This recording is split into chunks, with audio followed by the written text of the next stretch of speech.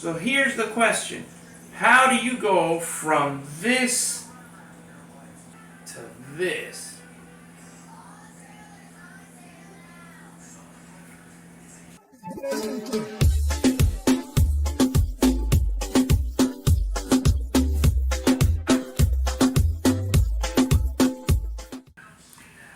Alright, now some of you are probably wondering why I'm making this video. Well, the video is actually a multi-layered approach. The first part about it is sewing is a great technique.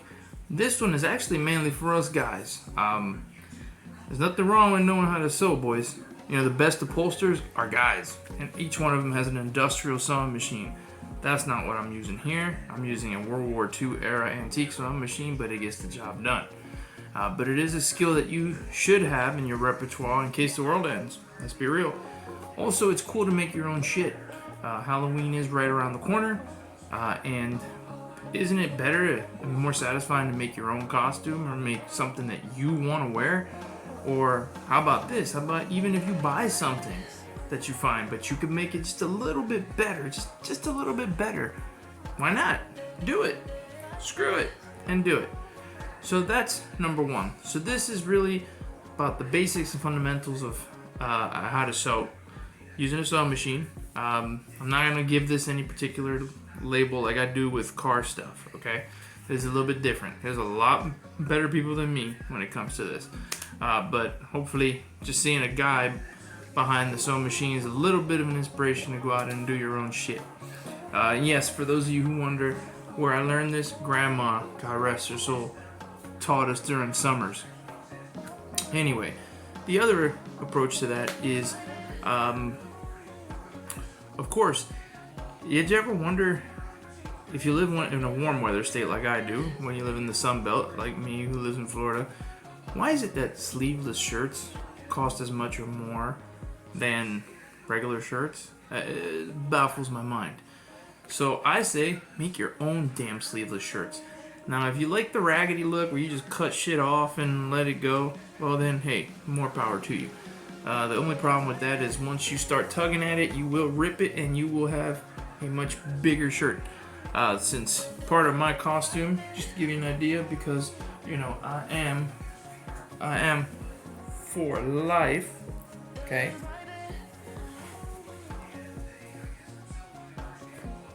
So you know, unfortunately, I am not 6'7", 275 pounds like Hollywood Hogan was.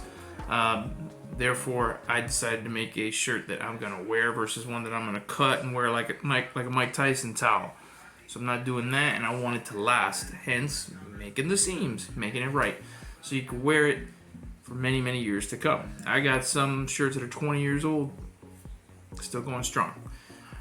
So this is a little bit of a tutorial on that.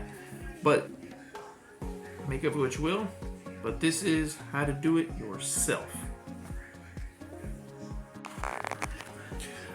Okay, so if you look at my sleeve the way it is here, if you're content with this, you're happy with this, the way it looks here, kind of that vesty look, congratulations, you're done, consider it all good. Me personally, not, for one huge reason.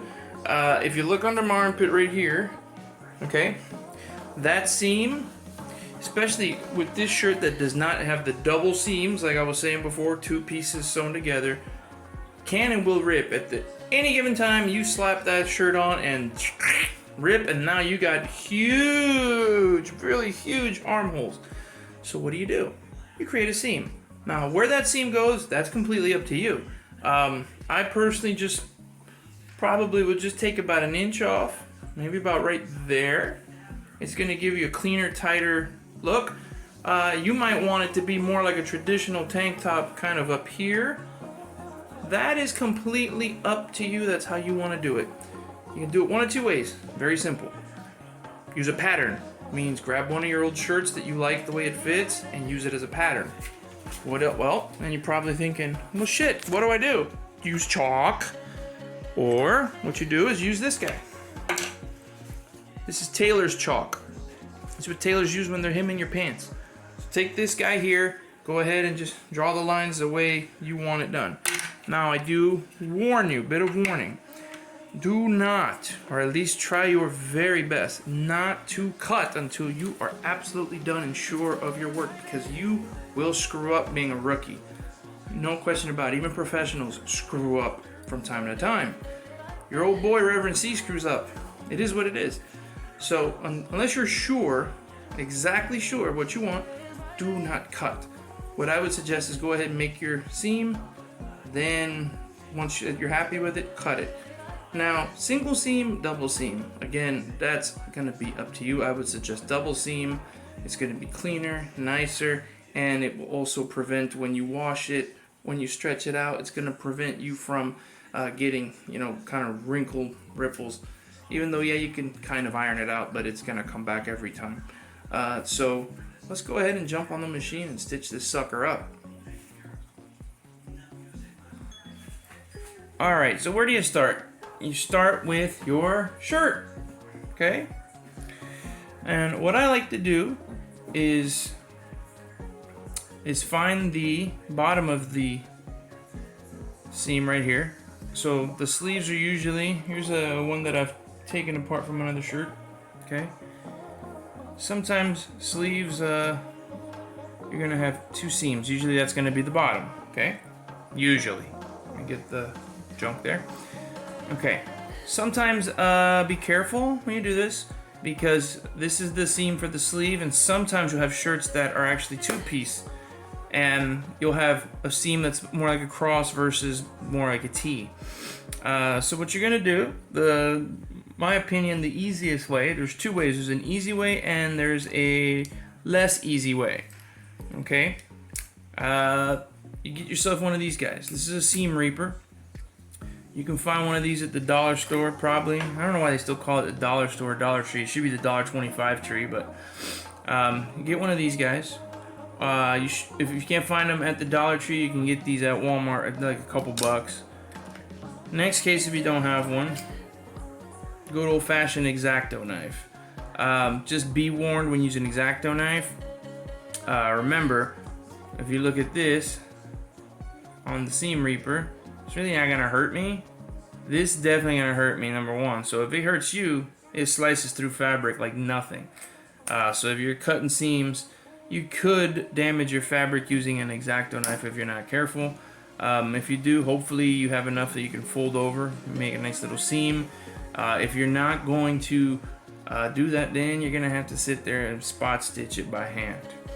With the seam reaper, just to give you an idea, you can go poke right through the fabric and see, perfectly fine, because the real sharp part is in there, right in between the small and the big part of the seam reaper. So all you really need to do is just grab your fabric, pull on it, and you will see the seam, okay? Take your reaper, just get right up under it. You don't have to go the whole distance. You just got to get up under it just enough. Even if you come out the other side, it's okay. And just go right through it like a knife through butter. So now that gives you a nice little hole to work with. So just continue the same process. The seam reaper is kind of meant to be able to do something like this. Make your life easy. That's why I said there's the easier way, and then there's the, less easy way. The X-Acto knife, you can still do it, but it's a pain. Sometimes you might need the X-Acto for more complicated stitches. But once you get through it, you'll notice you should be able to literally start popping through it like so. Oops, I think I missed a little stitch there that kind of, there you go. You just kind of go right through it.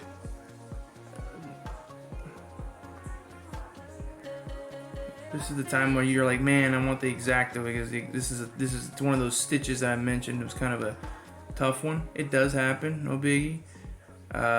Just get through it patiently, gently. Once you get through that bad part, you'll notice that the seam, you'll be able just to carve right through it. Get yourself proper spacing there. Even with the seam reaper, you'll notice sometimes, I don't know how well the camera will pick that up, there's a small little hole in there. That's from the stitches. When it gets a little bit too tough, Sometimes it bunches up when the machine is cutting, and it will, you know, drop a whole lot of thread, and unfortunately the fabric tends to suffer when that happens. But there we got our nice little hole. Now you could run your seam reaper. Once you got it right through there, literally you could just run it straight through like that. Boom. See that? And that's kind of its intended purpose, is just to cut through it. You can also do kind of like paper style if you're good enough, or if you're, you know, got good coordination. You can kind of run through it like that, or even like this. I personally don't recommend doing this because sometimes the fabric could get caught. But that also depends how big of a seam you're gonna do. If it's a little bit bigger seam, then yeah, you can do it that way, because it's just fabric's just gonna fold right over, and you're not really gonna see it. But that's pretty much you know, the gist of it. The X-Acto, of course, would work the same way. Just as an example, just be very, very careful if you're gonna use the X-Acto again. You got to be a little more detailed. And you can see that it works the exact same way. You know, just I'm being more careful because I don't want to, you know, slip and stab myself with it. But it does work the same exact way. So you pretty much just continue on until you're completely done. Just clean up by just yanking this extra thread off, and then I'm gonna finish this one up, and we'll go from there.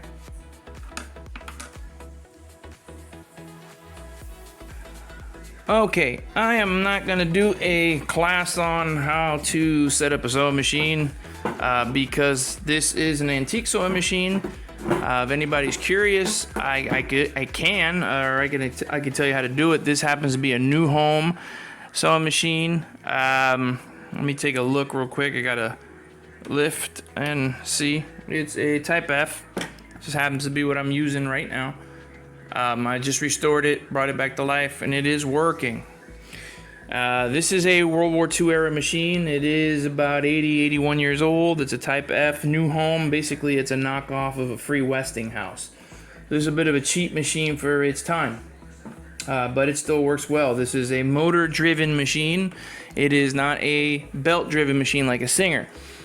Okay, that's enough of that. So it all depends. Now you already got your, I'm assuming your your line where you want to do it. Okay. If you look here under the light, you can see what I'm saying. This is kind of where this eventually is going to rip, and then you're going to have a very big and nasty gash, or a very huge pocket. So what I usually like to do, me personally, again, you can use your tailor's chalk, or you can measure it however the width you want.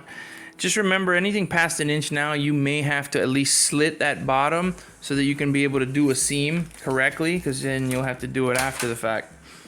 I generally just like to do mine about the width of the actual foot itself. Okay, so it's really not much to it. You know, you do have to learn your machine.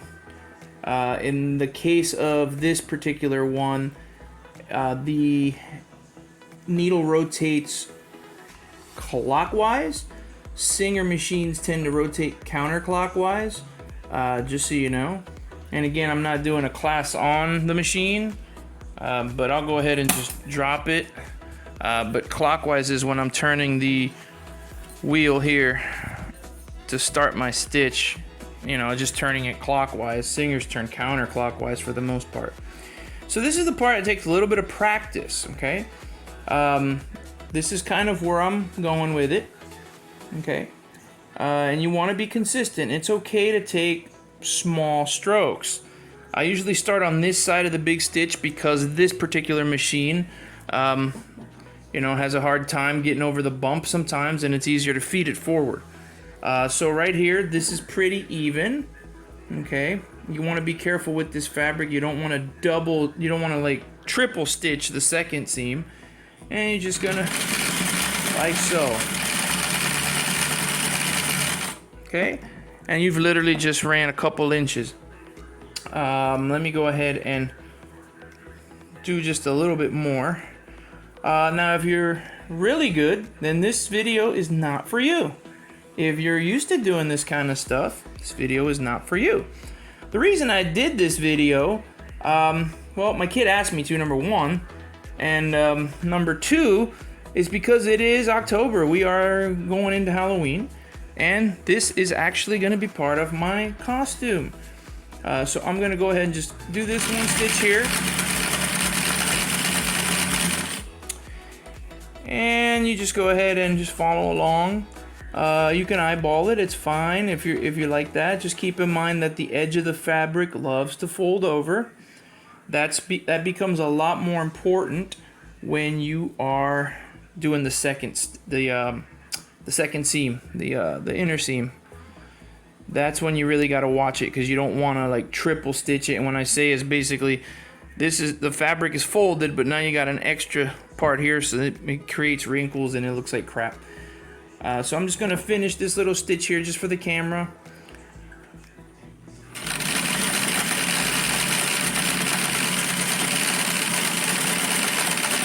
You try to keep it as straight as possible. Since this is black, it's not going to show as much your mistakes and your errors. But I will get a little closer with the camera, so you can go ahead and see the stitching.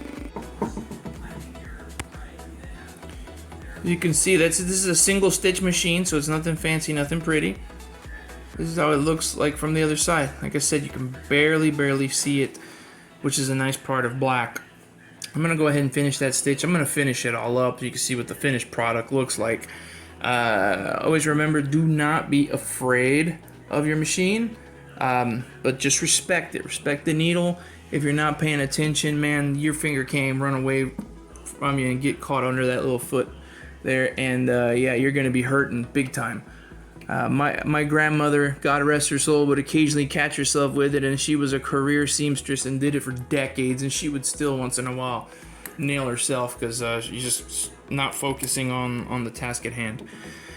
So that's pretty much going to be it for this part of the video, and let's go take a look at the finished product.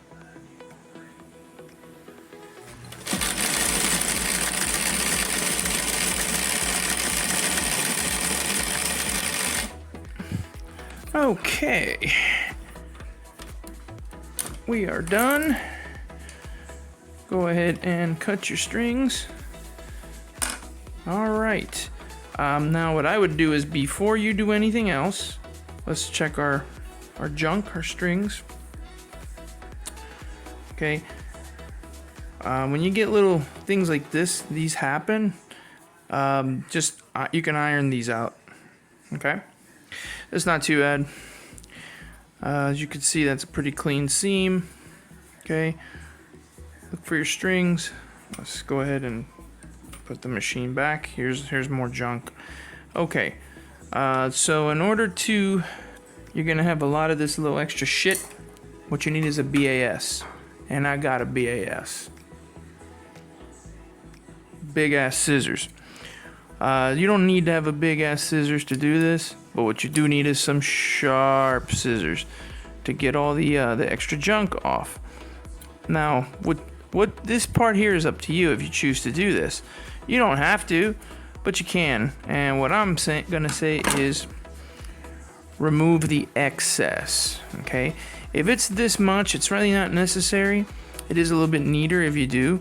You just kind of gently go along there, right close to the secondary seam. I don't know how well you can see the secondary seam there, even with the light from the machine.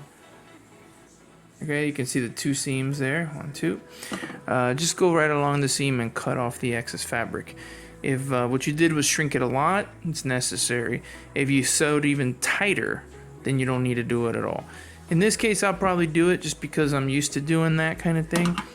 But you take your big ass scissors or your sharp ass scissors or whatever method you want, and you want to cut all this extra junk off. Before you cut, though, I would advise inspect the seams, make sure everything looks good, and try it on first to make sure that everything is as you want it to fit. Then, by all means, just go ahead and cut the excess off, just like so. I'm gonna do this little bit anyway, but right there, just cut that little extra bit off, you know, get it much nicer, cleaner, right up along the seam. That's pretty much it, and then your sleeveless is now complete.